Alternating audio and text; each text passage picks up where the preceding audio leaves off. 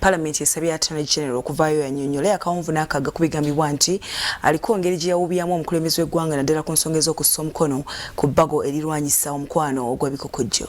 Parliament etadde kuninga ssaabawolereza gavumenti okunnyonnyolako ebibadde bigambwa nga bwe yagenda maaso n'okubuzaabuza omukulembeze gwanga ku bbago ery'ebisiyaga bw'abadde alabiseeko mu kiiko ekikulu eggwanga omubaka okuva mu kitundu ekya Bukooli Solomon Serwanyi ategeeza nga bwe yafunye obubaka ng'omukulembeze gwanga yawubisibwa amyuka ssaabawolereza gavumenti bwe yagenda maaso n'omutegeeza obutapapa kuteeka kinkumu ku bbago lino kubanga lyali lirina ebikambagga. Deputy Attorney General of the Republic of Uganda is strongly writing to the President deassociating himself with the act, the Anti-Homosexuality Act, which we passed in Parliament, and strongly, Right Honourable Speaker, advising the President not to sign the bill. The Office of the Attorney General did render advice to the President in the legislative process.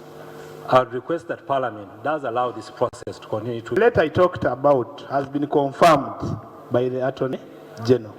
And the person who gave me the letter may be a civil servant, would not want. Whistleblowers are protected by law. Right, Honourable Speaker. The sad bit would be if we discover that the Attorney General's office gave advice, contradictory advice, contrary to what we passed here, two things: when they didn't raise an objection or they conceded. Ensonga ne badeetedde omubaka okuva eddoko Cecily Ogwala abadde atuuse n'okwebuuza nti bannayuganda bayagala nnyo ebbago lino balyaniriza naye nga yeebuuza lwaki ne gye buli eno omukulembeze eggwanga esuddeyo gwa Nagamba okulissaako ekinkumu. He should be able to tell His Excellency the President that the whole country is anxious to see him append his signature.